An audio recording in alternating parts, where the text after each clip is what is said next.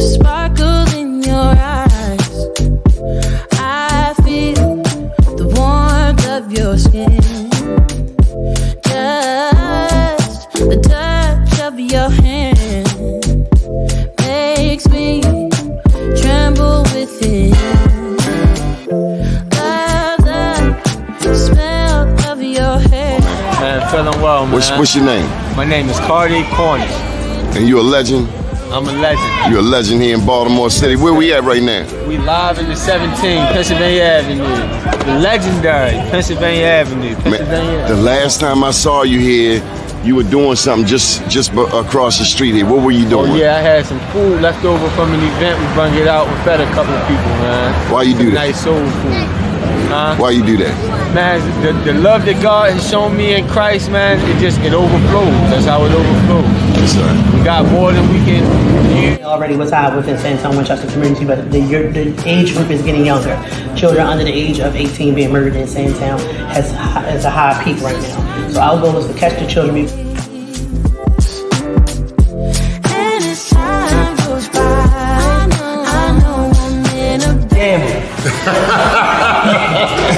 You going hard, man. You going hard on that man today. So what do you think, Mr. Mayor? You got manufacturing right here, helping our young people despite all of the challenges in the city of Baltimore, right here on North Avenue. No, it's really about the growth. Just knowing where, being there when they were down in Port Covington and seeing how far it's grown. Like you said earlier, like getting the Sorbet, you know, where we got the Sorbet at the beginning, but now being able to, when I'm at Cannon Yards, get it, or anytime I'm down at Harbor Place to get it, and folks to not even know, but they gonna know now that like this is coming from young people in West Baltimore, right there in West Baltimore on North Avenue, where they think nothing great comes from, but they can see it in what the young people do. It's the things that you do. Here on the bank of Mississippi, down right here, French Lord Mathis. Beautiful town, just leaving Algiers, which is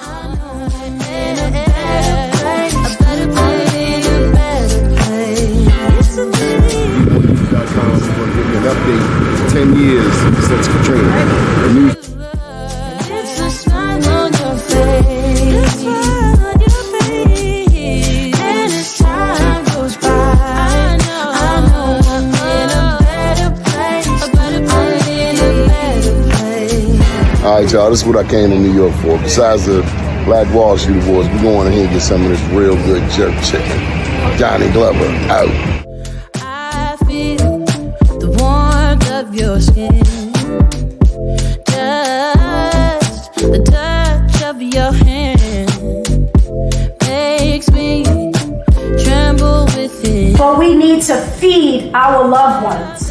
DOCS needs to rescind this package policy program so that our loved ones are able to eat every day in that filthy facility that we have some stars in the building.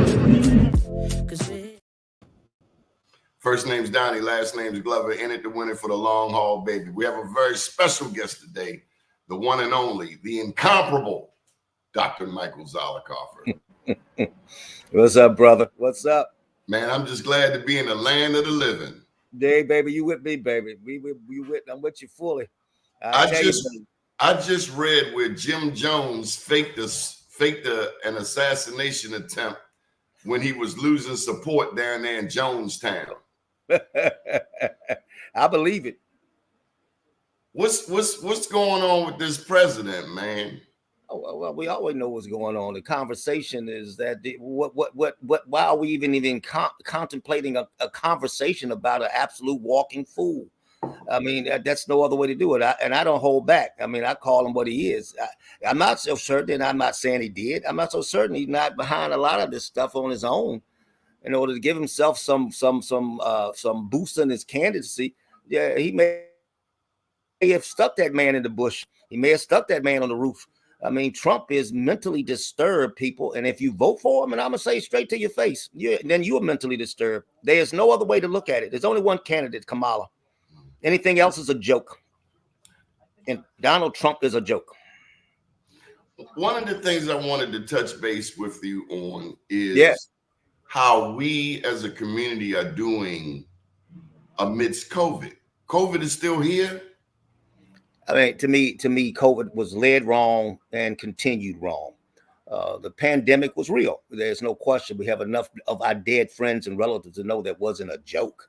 But the handling it, which has already been acknowledged through Fauci and the CDC, was miserably handled. We have to change the way we do business. I think we as a society have so much into the capitalism, especially our healthcare system, and especially America itself. If we look strategically just at this, so I can educate our viewership, is that look, COVID now just an everyday illness. I wouldn't look at it anyway differently than that, but I would approach it what I did for a while, and I'm gonna say it to your show. Basically, it's no bigger. Get like getting the flu. Get your flu shot if you can, help protect yourself. But stop putting masks on for everything. Mask, and let me say it out here, and you can broadcast this through the USA. Wearing a mask in light of a situation that it does not need to be used is unhealthy. Let me say it one more time. Using a mask is unhealthy. Your body needs to be bombarded by infection to strengthen its immunity. Okay, so you got to learn to straddle the fence better than this. You got to learn to put down a plan that we need to then move out to the masses, but you haven't heard it from the Surgeon General or anyone. We need to move ahead, stop over sanitizing everything. Put some of this hand sanitizer aside. You're not but killing yourself, America. Pandemic is over. COVID is just an everyday disease, and I treat it like that in front of my patients. I teach them. And I see you wearing a mask. I say, you can do what you want to, but here's the truth. I just try to educate you, and I'm going to try to educate this viewership. Stop the nonsense. Doctors, wake up. Get your mouths in situations so we can change what we know is a bad influence, is over-sterilizing ourselves. We got to get a little more dirt in your lives, people. A little more dirt helps you, builds your immunity. America, most allergic country in the world, because you do some crazy things. So, Donnie, no, maybe we moving on, baby. The pandemic is done. COVID needs to be put in its place, and that's what I'm trying to help you with. As you were talking, you had me thinking back to Grandma's house. Grandma lived. That's right, baby. She lived 2100 Westwood, and I remember she always had at the sink. My mother would say zinc, but she would have at the sink a bowl. Right. With a little dishwashing liquid and a little bit of bleach. A bowl with a little dishwashing liquid in it and a little bit of bleach. Right. And everything went through some bleach. And that was it. That was the saving grace back there, baby. Just watch it, keep rolling. And then go out there and be grandma. That's what she did, baby. Go out there and be grandma. She didn't have no mask. No. She didn't have no mask. There ain't no mask. How have you been? Donnie, I've been making it. I've just to let the viewership know, the little lady made all the phone calls in my office, worked for me for 26 years. My mama passed on Wednesday night. All right, so I lost mama last Wednesday, early in the morning. She was destroyed by dementia, the most cruel disease that anybody can bestow on any human being. Your mom? My mom, baby, my mom. Old Mary Zollicoffer, 92 years old, turned in and gone home to be with my daddy, who died at 45, the founder of Godwin Medical Center, as you well like to tell everybody, and you know very well what it was about. So that team, and that woman who stayed in my office 26 years, I worked with my mom. I want people to remember that. Work with your mom. That ain't no easy task. But we were a team, along with my nurse, Lizzie, who was with me 30-some years. So if you see me messed up, brother, it's because of that, baby. Because I ain't sad, I'm glad. Because she's out of her misery. And anybody that's seen somebody in your relative come down and be destroyed by dementia knows what I'm talking about. This ain't a pretty situation, and we got to do something about it and find out what are we adding to the situation or not. But no, Donnie, that's how I'm doing. I'm sad, but at the same time, I'm glad.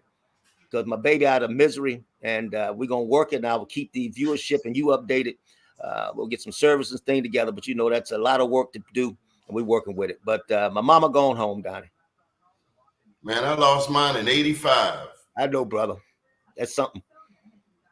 It always stays with you.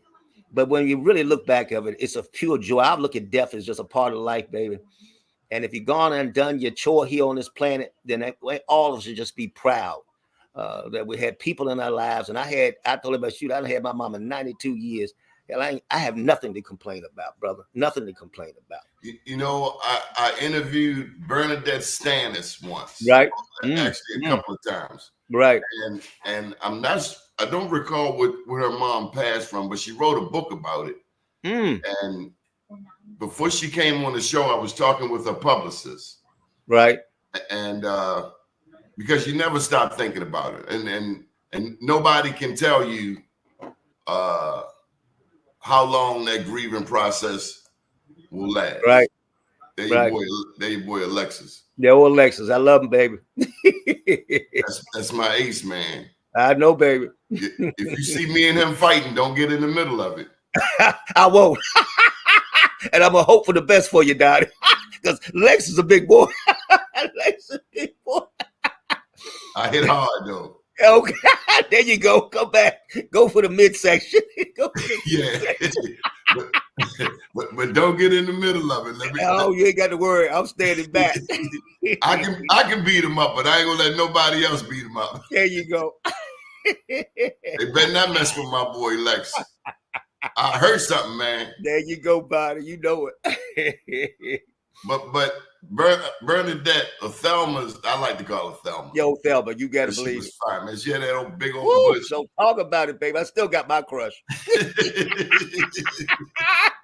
But her publicist said to me, she said, if you had a real man for a father or a real woman for a mother for 10 years, 10 years, that's enough to last you for a lifetime. Yo, you better believe it. I agree with that fully. And that's been one of those nuggets that I meditate on from time to time. And then the other thing is, it's called rest in peace. Yeah, going straight, brother.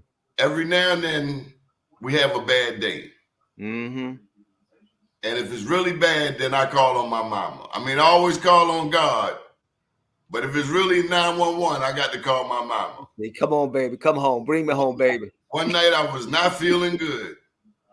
And I could hear her tell me, go take a bath, change your linen on your bed, and lay down. Yeah. And I did that. That's a good message. Ain't nothing better than some good new linen where you need to get you some rest. Your mama always knew best. And that's a testament to the truth of what mothers are to all of us. Yeah. That is a beautiful message, right? And I agree with that 10-year rule. I tell you, I agree with that. 10 years, baby. If you got a positive human being in your life, and I was just on a thing this morning, another podcast, and I was telling them, look, you don't raise your children. No. Like, oh, that's crazy. No, you don't. You raise yourself. So when you got that 10-year parent, male or female, who raised themselves, who never stopped growing, they impart to you the message that gives you that vitamin, that power, that strength for the rest of your existence.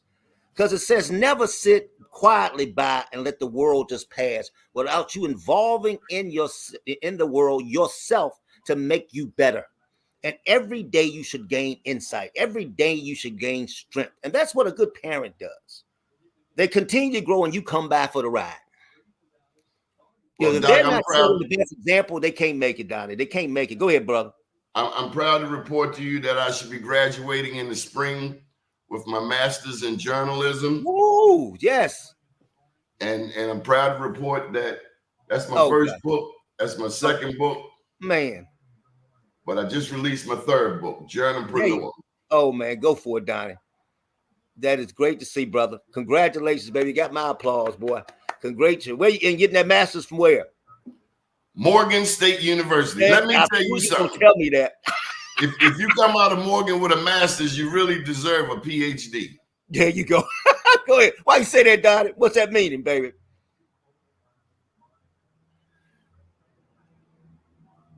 Morgan, like Las Vegas, it's just not fair. I love it. It's just something ain't right at Morgan, man. Hey, tell the truth, brother. I want to hear this. That's as insightful to me. You sound like something I say. Go ahead. What you mean by that? The viewership want to know. What you mean, Donnie? Not in all instances, but a lot of times the professors, they just don't. By the time you finish, you will have done. If you get a master's, you will have done the work for a PhD. Right. Just in dealing with people. Right. You should get an additional degree just in navigating an HBCU. Mm-hmm. Coppin was a little easier, it was smaller. But I guess what I'm saying is a lot of times these PhDs have the ego of a politician. Yes.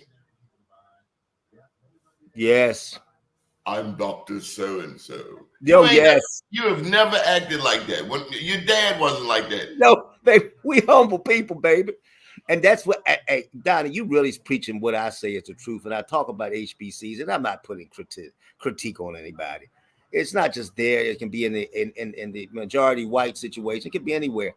You have to humble ourselves and not make yourself think you're bigger than thou. And you're saying what I've had a critique with Morgan in many places. Many times I deal with people from Coppin. I teach NP students from Coppin. I got my hands in many places. And to hear what you stated, sometimes we don't want to say that because we don't want to critique our own. But sometimes it needs to have a little bit of tweaking. And you got to hear the truth, brother. I'm with you with that. You ain't the only person that says that. You know, I worked in Morgan 10 plus years running their infirmary. And they know I was all up in their booties because you have to administrate, orchestrate, and do this a little better. And a lot of times, stop looking for inward press. You are about the institution, and it ain't just about you. It's not about it's about we. And we need to set the good example for our students and our community, such as so entrenched in what we do here in Baltimore. And you know, the older student is probably the most prevalent student on the campus these days. Older people, you're right, are going back, and older people aren't for a bunch of foolishness. That's right. You're right. You know the deal already, brother. Don't come up there and try to whitewash this nonsense. You're right. You know the deal. You don't want to run around. You want common sense solutions. That's right. You know, that's A, that's B, that's where we going. We don't want to do the zigzag. No, we definitely don't, baby. A to B. A to B, baby. Tell me what the route I need to do. Let's keep this damn pain to the minimum and get this thing done and be humble. And then I thought the purpose of an HBCU was to lift up the Black student, historically Black college and university. Mm-hmm. Now I see you lifting them people up, and them people. What about historically Black? Right. This is supposed to be home for me. That's right. And I damn sure don't want to have to go through a non-Black on a Black campus to get from A to B. Yeah, I'm with you, brother. Preach it, brother. Preach it. I don't understand that. That's illogical. No, it's just illogical. It's because of lack of care, it's lack of knowledge, it's lack of understanding. I think we do that as I say so many elitist and Black mentality that we think we're greater than people around you. Like I said, rich Black folk don't like poor Black folk either. It's not. Yes, right. I say that every time when I come on this show. It ain't about your skin color; it's about your heart color. And you know, we come up to an era, Don, and we at least know of it. And you know, I'm probably somewhat your senior enough to know. I mean, you coming up to Rosa Parks, King. We talking about things historically we weren't maybe there. You're talking about 4 little girls killed in the Black church. You're talking about about compassion and care. This wasn't about elitism, you know. And if you had it, we nullified it. We neutralized it. When you had that time back in the Birmingham boycotts and the children's marches, the children had to get up and take their parents and teach them because, you know, back then you had folk, don't shake up my situation. I'm fine as a principal. I'm fine as a preacher. Yeah, y'all come up here messing up my good thing. It ain't about your good thing. It's about our good thing. And if we don't have an our good thing, then ain't none of us got a good thing. You've been bamboozled. Black folk, you're too gullible. You listen to stuff that has no place. Humble yourself. Like I said, I'm sitting on Fulton and Sandtown. Where's the other doctors? And I ain't saying you got to be here with me. Maybe you don't want to do that. But your heart needs to be here with me. So you want to build that mansion in suburbia? You better put a row house on Fulton. And you wouldn't see this blatant nonsense and neglectful situation where you lost the personality of this citizen. And you know what I'm talking about. You know what I'm talking about. Because that row house means something. When you start putting these multi-damn dwellings together like you got on Park Heights after you blew it up looking like a Nagasaki and Hiroshima, meaning you look like you hit the place with a nuclear bomb, you bringing back a place that's no longer Woodland Avenue. You bringing something back that's not Park Heights. Its personality will change, and therefore we will change. Humble yourselves, people. Get back to a point that don't let, as I call the Arnold Schwarzenegger mentality take over, meaning you will see the Terminator soon. If you keep going down AI and depersonalizing our lives, we need to get some flesh and blood. And I know I'm talking to a dead horse. I know I'm beating a dead horse, talking to him, riding him, doing whatever, because we are moving technology to the point where it will supplant the human emotion soon. And to me, and for those of us from old school, that hurts. It hurts a lot down there. It hurts deeply. I live here in the 1100 block of North Carrollton Avenue. I got there you go. Winchester to the north, Riggs Avenue to the south. I'm riding down the street yesterday. We have a white family at the other end of the block on one side and another white family. I'm not sure if they squatters or not. Right. I don't know if I told you this, but one day, just before the broadcast, the dog was barking, and I go out front to see what was the matter. And Doc, it was the saddest thing I've ever seen. It was a white lady who she was an amputee. She had a foot cut off, and apparently somebody snatched her wheelchair, and she was crawling down the street. Lord, my goodness. I had never seen anything like it. And then one Sunday morning about 10 a.m., the dog barking again. I look out, I go out back to see what it was. It was a white lady squatting down, eating out of a bag on the ground. I said, hey, white lady, you got to get out this alley. She said, excuse me, but do you own this alley? Right. I said, well, by golly, I do. And she proceeded to call me the N-word, and I said, you stay right there. And I came on in the house and laid down. Right. The neighborhood is changing. We are now inundated with more poor whites than ever before. You know, there was a time they wouldn't have the heart before Freddie Gray, before 2015. Right. You would never see white people in this neighborhood, especially after dark. Man, they squat in vacants. They walking in alleys.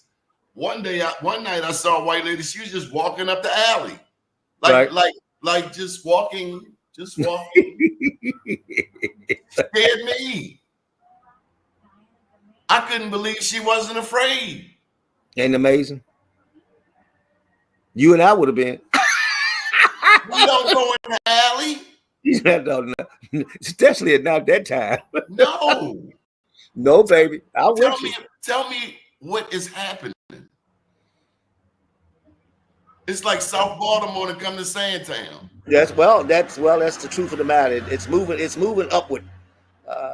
Everybody, we know what's happened. You depersonalize the world, the school system, the city system, everything is just gone. We're overanalyzing everything, not without some degree of success, because we have a decrease in murder rates, if you want to use that as a standard.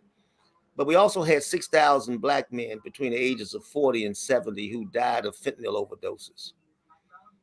And we had nothing to say. They were just nothing. They swept under the rug like we always do.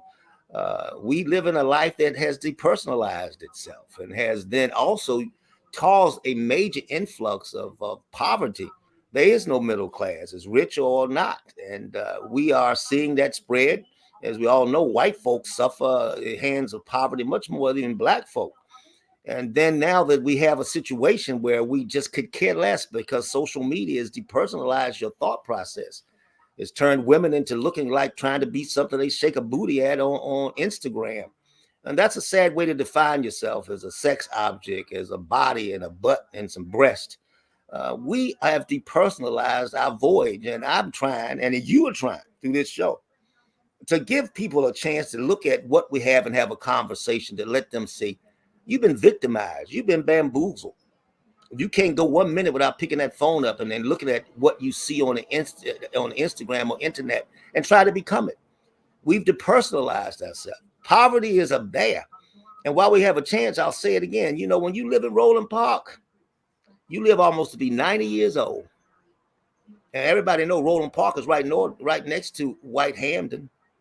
You cross the block from Roland Park to Hampton, you lose almost 10 years of your life by one block. So you go 90 to 80. But you carry on down Druid Hill Park and come on over here to Fulton, to Sandtown, where you and I hang out. And you only live to be 69 years old. That shows you the power of economics and stress. We have got to change the course that we as America is on. But we got to change the course that we as a humanity is on. Heck with the name America. How do you do that, folks? How does Lamar sit home with $52 million contract and I don't see him buying a block on Sandtown and changing the way of some folks? He don't even charge a thing of rent. He still be rich. I'm sorry, folks. I'm going to talk about everybody because it's wrong. We need to give to each other. We need to learn to share what we've been given, because ain't nothing mine, brother. You know what I've done for this city. You know what my family's done for this city. That's why I highlighted my mother and her passing, because we sacrifice as a group, as a family, while being humble to what we are. We don't want to be an elite as Morgan State professor. We want you to not know I'm a professor at all. I want to give you is my knowledge and what I can do to help you move your place from one place to another on the chessboard, and hope we get checkmate where we all make it together. That's our problem, Donnie. We've lost it in the schools. No discipline, no teaching. You got parents who can bring somebody to Carver to beat up another kid with a gun. Something's sick there when you got parents who act as ignorant as children. Something's wrong here, Donnie. And when you got a man that can talk about eating dogs and cats and think he can even think about running for the White House of America, then you are sick, sick, sick, sick. Look what he's done to the Haitian population.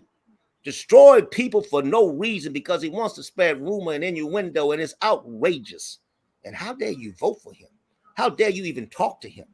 You need to erase him from the margins of any ballot that exists. Like I said, Kamala's the only person running for the White House right now. We need to change ourselves, city and people in this country. We have lost our way. We lost our heart. We lost anything. That's why we saw a white lady in the alley die, because she was neutral and numb to the realities of life. How do we encourage brothers who, for whatever reason, may feel, I don't know, victimized, insensitive? How do we help a brother understand that we need to support this black woman? Because there's this thing called misogyny, right? Right. Where some men, for whatever reason, find it challenging to support a black woman. Right. Or all black women. Oh, yeah, you better believe it. Right. And if we don't, I mean, you and I'm sure you've heard the innuendos of, you know, when we as men refer to women as the B word. Right. Now women refer to themselves as the B word. Right. It makes me think of Paulo Freire's Pedagogy of the Oppressed. Right. Where the oppressed take on the mentality of the oppressor. That's true. That is a true statement, baby. How do we reverse it? How do we get our brothers? I mean, to see a black man on TV with a MAGA hat justifying a Donald Trump. It's incredible. Is it just because he's a man? And we are afraid? Is it that we don't know our history of warrior queens in Zinga Cleopatra, Yes. Shaka Zulu's mother, Right. Harriet Tubman. That's Right. man, Harriet Tubman. When Right. I get to heaven, besides seeing grandma and my mama, I want to meet Harriet Tubman. You better believe it, brother. She was, man, she carried that Colt 45. She Damn said, right, baby. You're right. You're right, Dottie. You're right on it. She said, I wish you would. That's right. That's like my grandmother. Boy, she Yeah. come up there, she's stronger than a man. Boy, you move, I'm gonna put $2 shot up your booty. You see what I'm saying? Yeah. Donnie, you've entered a thought process that what I talk about is I teach students, MAs, PAs, medical students. I talk about socialization, and they can't go see patients until I say you have to learn too about society as a whole.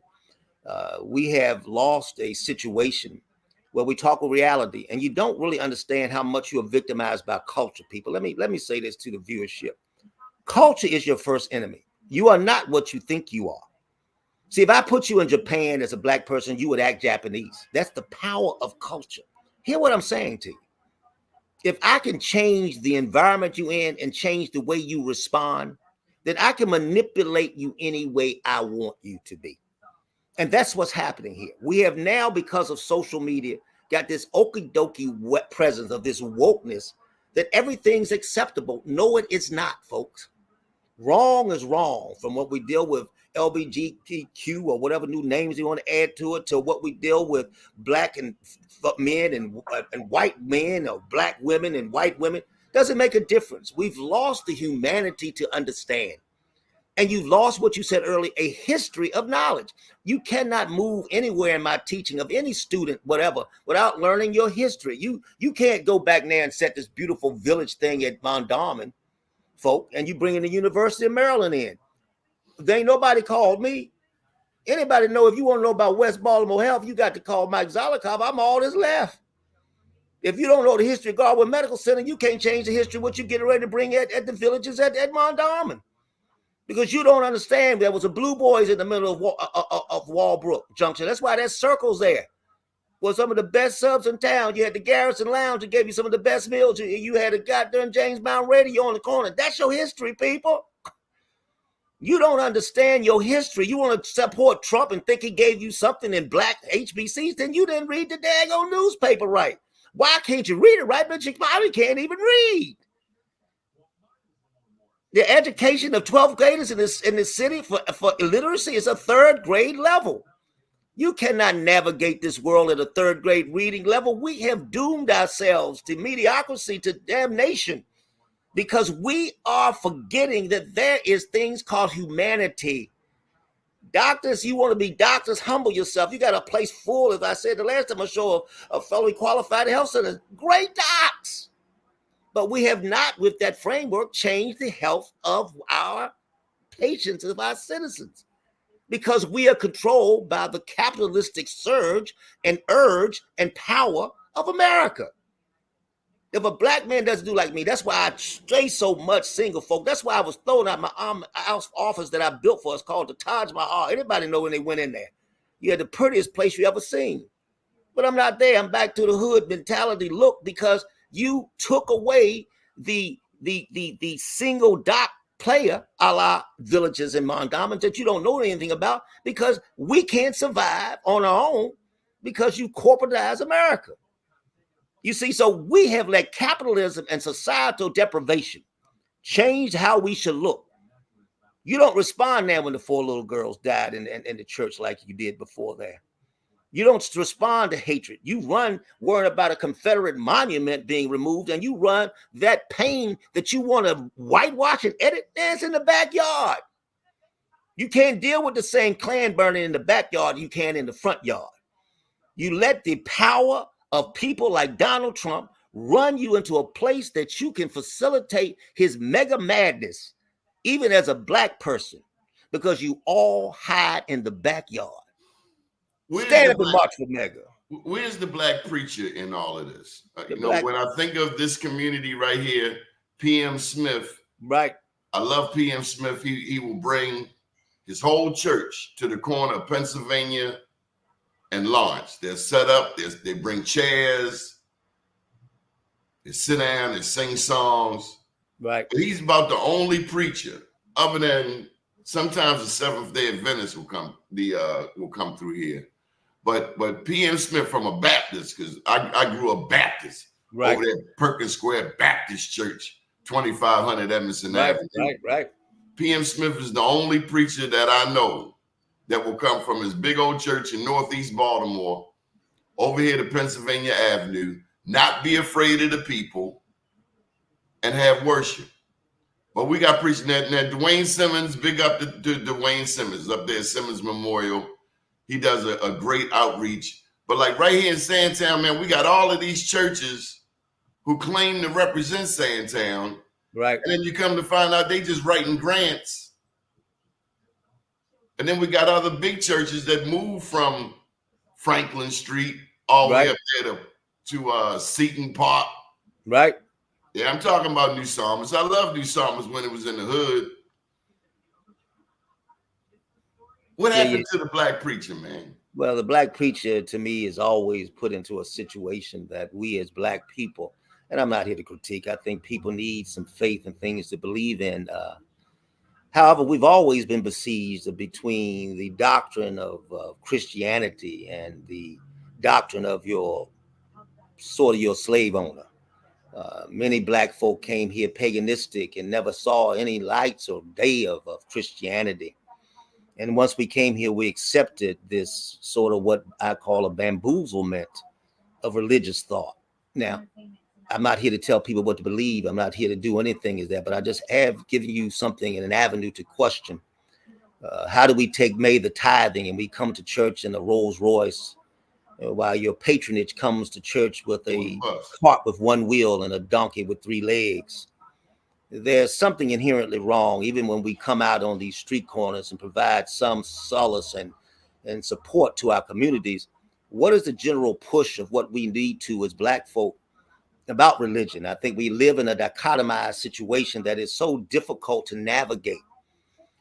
That's why you wonder what happened to your churches, because the capitalistic urge pushes you to superstardom and super mega churches and things like that. But where's the heart of the person? Where's the heart of that preacher who wants to humble himself, where he should not walk for any dollars at all? The only dollars he should do is like I do. I live basically a humble, very struggling physician because everybody's seen for free. That's a sermon. I didn't have to go to the church. My sermon is right there every day when I give back to people. Isn't that what your Jesus told you to do? Isn't that what our love and our spirituality tells us to do? But we get lost in the power of the dollar. So it makes the black church become nullified. You don't have the voice and oratorical power of king much anymore. Your leadership that humbled itself is gone. You don't have that Harriet Tubman mentality where a strong black woman that you can't deny her historical presence could stand at the white folk or any folk. She never lost a person on the route. She said, if you don't want to come with me, then you stay. But we're not going to make it. And you're not going to do the rules but my way. And so we respect her, white woman or not. I mean, being a woman or not. I'm talking about white, just being a woman or not. That's what we got to do with Kamala. But we got so much misinformation, so much cultural bamboozlement, so much moving us from the spirituality of giving, whether black or white. So I don't worry to care whether I'm Baptist, Episcopal, or Catholic. The real preaching comes from each one of us. We've lost the preacher in the everyday person. That's what happened, Donnie. You lost the everyday person. We are our own preachers, our own Jesus, our own religion. And when you find it in your heart, you can't hurt people. You can't do the things we see. It becomes a part of your pores, becomes a part of your protoplasm, becomes a part of your thinking, it becomes a part of your depth. So I don't need that preacher on the corner. I need the preacher in me. I need the Harriet Tubman in me. I need to respect women. I need to respect men, but also need to know we should be able to critique people too. Everything ain't built for a woman. Everything ain't built for a man. But in America, in this world right now, everything is okay. No, it's not okay. Folk need to learn how to take criticism as much as they take praise. And that helps us move the black church to a point of it identifying that we live in a situation of need. And that need needs to be satisfied. And it does not come from you stuffing your pocket with the capitalistic urge of what we see right now. I watched the movie last week. Yes. I've always been a fan of Dorothy Dandridge. I thought she was dead gorgeous. Oh, yes. But the movie went into her life. Right. And I was reminded that she had a child. You know, we see it from the outside. Oh, Dorothy Dandridge. Oh, she pretty. Oh, she pretty. But she had a daughter who was mentally challenged. A daughter who never called her mommy, never had the ability to call her mommy, never recognized her as mommy. Right. Now we see the pretty lady. Right. What we don't see is that every night she goes home, she's got a daughter that can't even call her mommy. That's right. And then there was another scene in the movie where, because she had the baby by one of the Nicholas brothers, one of them famous dancers. That's right, baby. It just make you think, you know, you see it from the outside, oh, it's a pretty lady, it's a pretty girl, but you don't know what she going through. It's kind of like a rich person. You know, somebody called me privileged. I'm downtown doing a book signing. I'm doing a book signing down at the Pratt Library, and this homeless guy comes up to me. Didn't know he was stalking me. And he said, you know, he wanted a few dollars. I don't carry cash on me, so he was out of luck. But and I got an 09 Acura, a 09. Right. And he said, well, you're privileged. And I said to myself, if you spent more time minding your business instead of other people's business, maybe. Well, anyway. Yeah, that's right, buddy. I hear you. there was a scene where she stuck her toe in the pool in a hotel. They told her she couldn't get in the pool, and she did it out of spite.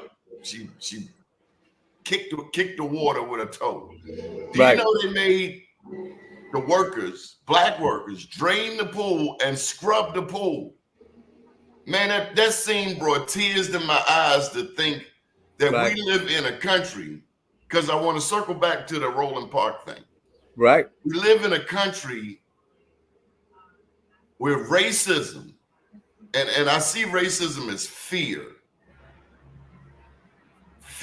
jealousy, ignorance. Right. We live in a country where people were so ignorant that they said that we were a health hazard. Yeah, that's right, baby. So we see this pretty lady. We don't know that she go home to a baby that can't call her mommy, but she's also the first black woman to be nominated for, you know, some Oscar or what have you. I just wonder if our entertainers today understand the sacrifices, the battles that people before went through for them to be where they are today. That's right. And it certainly wasn't for them to act a fool today. Right. Roland Park. Right. One of the things I learned, I did a story a couple years back on Hose Heights. Hose Heights is right next door to Roland Park, founded by Grandison Ho, a black man. And most recently, it's right adjacent to Roland Park. The people in Roland Park did not want the people in Hose Heights, most of whom were black, to have access to Roland Avenue. Right. I later learned that the mayor back in 1910 in Baltimore was named J. Barry Mahul. He was known as the father of segregation. We read all of these books. We don't know the history of Baltimore. That's right. Segregation started right here. The mayor, J. Barry Mahul, introduced an ordinance in 1910 which said that blacks couldn't move into white neighborhoods and whites couldn't move into black neighborhoods. And so we get inundated with information of what's happening in New York and Birmingham, Alabama. Right. Not realizing that we had to fight right here, like the Goon Squad, like That's your father, right, like your brother, right, like you, like me. That's right, brother. Preach it. Tell me about how we reverse this racism. By what you just stated, you give that right now. No one knew the story you just told, but you have then positioned yourself in this wonderful form that you've been given to educate folk. Hopefully, they heard you and look further into that. That's what we said earlier. History is key. You can't forget the beginnings, and the old story of if you forget your history, you return to it. I don't know if that's cliche is correct, but if you need to understand from where you came, and we need to, with that small nucleus of people still left around that can give you that historical perspective, some who lived it, a la myself, you, and other individuals, because we have to move that future to a point of not forgetting the Harriet Tubman. So you can't fix the Roland Park issue until you forget that culture, as I said earlier, dictates your thoughts. If I don't let you know that you had suffrage, you think you got here by a metro liner on the way to heaven. No, folk, people gave their lives for you to be where you are. So that's why when you talk about saying somebody needs to humble themselves and not be elitist, it is key. When you don't become elitist and hang with the worlds of Jack and Jill and fancy different places that black folk like to hang when you made it, then you can bring people to a point of humbleness and giving. And so when Lamar gets 52 million, he ain't worried about, I got 52 million. No, say, what will I now do to help somebody? If I got 10 cents, I allow the homeless man who thought that you had been a person brought up in some major, wonderful Roland Park mentality, but I got a 209 Acura sitting around. But in his world, you got more than him, and I resent that. No, it's not resenting it. It's about giving. That's why you're there with the book signing. That's why you're doing this show. Folk, we can't forget the history that got us here. We cannot keep repeating a framework that lets this lie and has the crosses burning in the backyard. That's why Donald Trump can get 70-some million votes. It ain't gone yet, folk. It's in the backyard. You don't see it because you won't listen to folk educating you. No black person who has any NAACP card on him at all can dip back and stand up for Donald Trump. I don't care. You had that bus came in here last week over to Morgan talking about Trump mega people who are black. They were saying so much misinformation. It was ridiculous. They're not educated enough to have knowledge. So we need to give them knowledge. Anybody that says anything about Trump to me, I just call them out. I don't play. I don't care if I hurt your feelings because I cannot let Hitler raise the power again. And that's what this man is. And we cannot continue to keep going on in a city that's been so besieged and destroyed, a la the fentanyl situation, by letting black folk be stepped on, marginalized, and put in places of red line, in homes you can't go, in communities you can't go, and you just told them the start of it. That's how that mentality got set, folk. Somebody sets your thinking to a certain way. You have to unlearn many times what you've learned. You got to change who you are and change the walk and the cadence of your walk in order to change where we are. So that's why I holler about this Villages at Mondam, and I'm going to talk about it. Until you come talk to a person that knows about Godwin, then you ain't going to do but do the same errors again as have a health center managed by white power. And I don't mean racism. I mean power, because black folk in power act similarly like white folk. You got anybody with these big paychecks who got hotels that every poor person can't get into. That's a problem with power, black or white. Humble ourselves so everybody can, one, have a castle to visit, but they every day need a hut. And Fulton Avenue, Sandtown, Park Heights still need the hut mentality of having a row house and identifying themselves because our neighborhoods were strong. Westport and Cherry Hill was strong because there was Bethlehem Steel, and there was a Broning Highway, and there were steel yards and boat yards everywhere that could keep the situation going. We didn't need to be rich. We need to be taken care of. And right now we've lost that situation because we got have and have nots. They ain't no middle class. There's no identifying anything. That's why Roland Park can live forever, and you go to Fulton and you die forever. Do we have to leave Sandtown to make it past 69? Can we live to 80 in Sandtown? Oh, yes, you can by socializing situation. Let me give you a key example. When I teach socialization, I'm not just preaching. I'm putting applicableness. I want you to go and look down at a town in Carolina who came to my Zollicoffer lecture at North, the University of North Carolina, called Bertie County. Look it up. There's Vivian Saunders who sat back and started the situation of raising Bertie.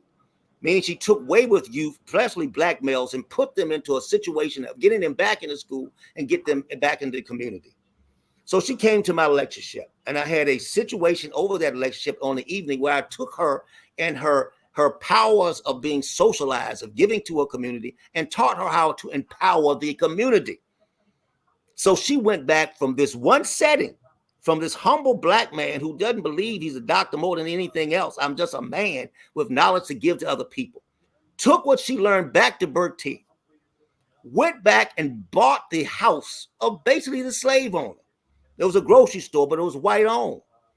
She bought it because we taught her how to empower her thus through grants and giving, redid the whole center. Now think about that. That's like you buying the mansion of your owner back in the days of slavery. Come on, that's a powerful thing. Then she empowered the neighborhood by putting CNA, GNA, things for tractor trailer, all of it back, and the neighborhood came in and learned, empowered themselves, and rose themselves out of poverty. So if she can take a power from giving from the knowledge that I gave to her and change one of the poorest counties in Carolina, it doesn't mean it's not out of poverty, but they have a chance now. Then Sandtown has a chance.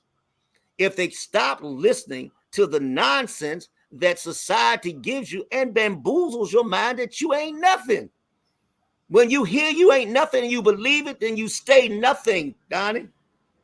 Sandtown can make it like anyone when we go back and stop decimating its housing, its ethnicity, and its history.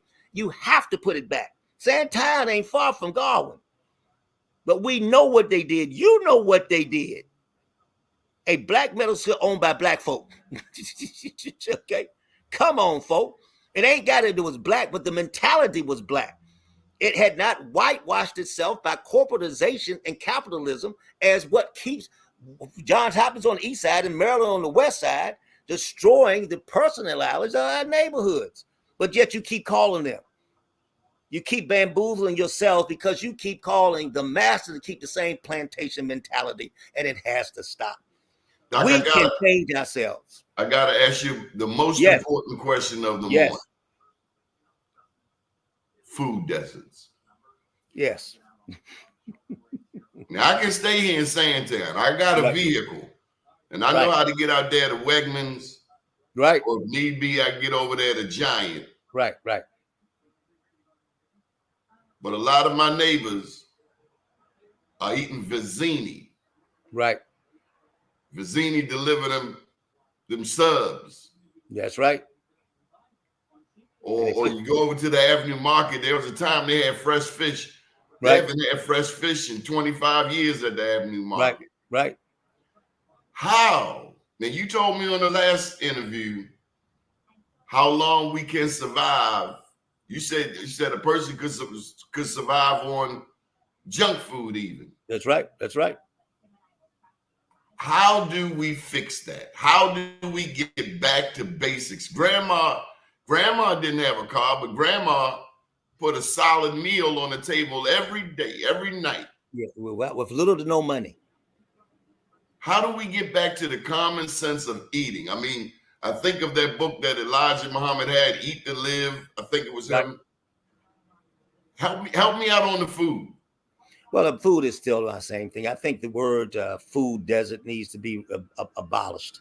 Let me tell you why. I mean, and I don't mean this to belittle anything. Anyone knows if I'm gonna eat real food with grown in the garden, a cabbage, some lettuce, etc., it's better than eating Utz potato chips all day. I'm not gonna deny that.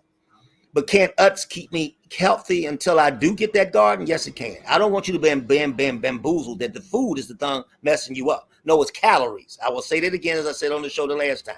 If you keep your calories down, most of the food desert mentality is gone. Just listen to me, folks. It's gone. Should you have a diminished food presence in a black community? No, because that shows you what you think about that community. No, big value at Mondawmin still needs to be there. All right, we may have something there, but you ain't got what we had back then. And getting there by a hack, everybody got to understand the hack, which was our old Uber, our old Lyft, needs to get you there. We work collectively as a group, folk. You walk out there, anybody would take you home. So the food desert would be gone. If I got to go to that 7-Eleven and change to Fred's 11 over in the hood, if you're coming down Monroe, you got many little spots. I can still eat there. Yeah, it's a costly eat, but if I keep my calories down, my health is advantageously increased exponentially, like overnight. So we still need to educate that it is not what you eat, it's how much you eat that is much more important than anything.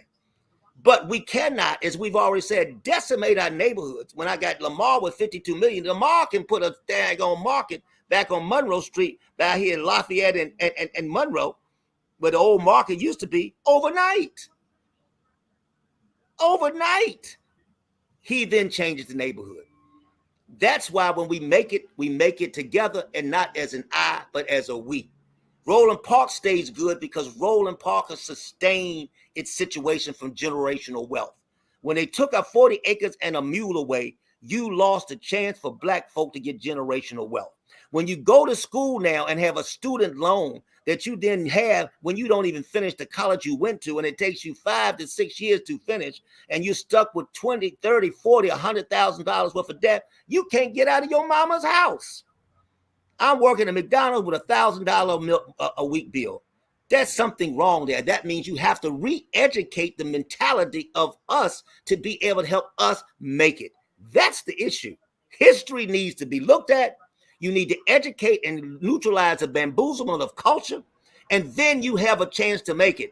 Maryland, you can't get to new place in the villages of Mondawmin without talking to somebody from Galway. You can't learn about Mondawmin and big value in the food desert till you hear what we said on this show to give you that history. And also don't be bamboozled that you think that is what you take in is more important than how much you take in. The main reason you get in the military in 1945 because you were too skinny. The main reason you don't get there in 224 is you're too fat. Why do you think that is this? You are a glutton mentality. You got to change it. That changes your health. But you listen to the lies of doctors, the lies of society, and you don't get there. So a food desert, bam, is the word. Get out here and get yourself down and stop overeating. Get people who have wealth and can do it, get something back in the hood, because that, even though I told you that fact, that does not mean that we should be devoid of food markets in our community, and Sandtown being one of them. That's the answer, Donnie. That's the answer. Doc, as always, it's a pleasure learning from you. I feel like man, I think of, when I look at you, man, I just think of all of our history. That's right, there. And our parents, our grandparents, the legacy they laid out for us. I think they would be proud of us. Yeah, I think so, baby. I think they should be. And that's why I'm so happy to be talk about my mom. And even though she passed, is think about that's our history. That's our history. And we take a joy in that, because that is what we learned from, because she exemplified how one should live. Humble, you struggle, but you ain't better than nobody else, baby. That's the Zollicoffer way of thought. That's what we did. You know it because you were part of it, and you know what these people did. They were in your house. My daddy took a lot of pride in taking me up Godwin, man. Yeah, go straight, man. Everybody did the same thing, Donnie. Godwin was our home, baby. And we still went down the street and ate at Blue Boys. I don't remember Blue Boys, but I remember WEBB. Henry Sampson up in that window. Yes. It was a different world, Donnie. Folk don't remember none of that, baby. Did we realize how good we had it? Yeah, no, you don't. And we had it good. We had it good. I told folk I lived in segregated South, but nobody knew they were segregated, because we just thought this is the way you live. We went to the black movie. White folks sat downstairs, foolish as they were. We poured the porter and the popcorn on them suckers. So we had our way of getting back, but we didn't know we were poor. We didn't know we were segregated. We didn't know nothing, baby. We just thought we were just normal, son. So every part of the negativity we hear about, is it always something that put a frown on somebody's face? When I tell my cousins y'all was second, they said we didn't even remember. See, because y'all don't think very well. No, baby, you went to the black movie. And I remember when we finally got to go to the white movie, and I got to see a wonderful movie. It was up there. It's called The Colonial in Tarboro, North Carolina. Saw the Mrs. Brown, You Got a Lovely Daughter, a white British group from back in the day called Herman's Hermits were the main lead, and we thought we were in heaven. You see, we don't understand that there was a joy even in our negativity because we cared enough about each other to live it together and work it through together. That's what we got to get back to, Doni. This is a team effort. Schools, parents, everybody, wake up. Let's start loving and stop hating each other. You made me think. 2 movies I went to see with my dad. One, we went to the Met to see Cornbread, Earl, and Me. There you go, baby. But I'm going to tell you the movie that when we got home, because at the time we were in East Baltimore, we lived above the funeral home. Right. He took me to see Blackula. Oh, Jesus. Oh, my God. That lady jumped up off that table while I was traumatized. There you go, baby. I was traumatized. I said, Daddy, you got to leave the light on tonight. That's right, baby. Come on, baby. Somebody staying here with me. You made me go back to some. Oh, Bonnie, we would talk forever when I tell you them stories, baby. Oh, gosh. But that was our lives, Doni. And wasn't it a grand time, folks? Leon Pigpen was on the corner. North There and you go. Greenmount. You can't beat it, baby. I tried to tell my daddy I was a Muslim. He said, boy, they give you fresh pork when you come out of open heart surgery at the hospital. He said it's the salted pork, the cured pork that they don't give you. That's right, baby. That's history, baby. Old school history. Folks, listen to what we're talking about. Take this message home. I told him I need pork.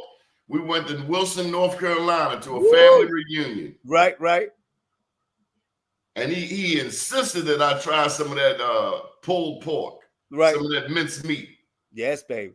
He made me eat it in front of everybody. Get out of here. I wanted to say assalamu alaikum. He shoved it down my throat. Here's your assalamu. Yeah. But I tell you, North Carolina, they share food. Yes. You're going to eat all night. If you drink, you're going to drink. That's right. But there's one rule. One rule. Right. Sunday morning. Right. You're going to church.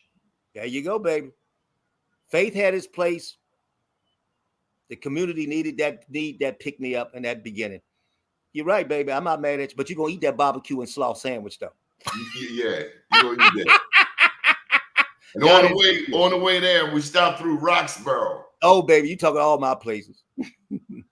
Doc, it was so dark. Yeah.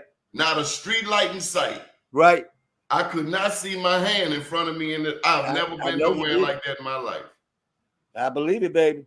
Just made me think, how could Harriet Tubman make it through all of that? Ain't that so? And without a GPS or nothing, she gets your butt to safety. No Google, none of that. None of that. No phone, no nothing, baby. We go by the stars and we do what I say. And they trusted in her. And she's a black woman. Strong as hell, baby. I love that woman. I love her story. There's nothing like her. She's something from up above. And so are you, Doc. And may this show inspire somebody out there. Please let it do. So we can get back to ourselves, get back to our roots. That's right. I love it, Doni. I love what you do, brother. I love always coming on here. Love always coming on here. When you call me, I say, baby, anything, I'll do it for Doni, baby. Yes, I'll sir. change the day for you, brother. Yes, sir. I want you to have a beautiful day. Anything I can do, you let me know. You know it, son. Okay. Any final thoughts? You got it, son. Okay. Have a good one. Good morning, world.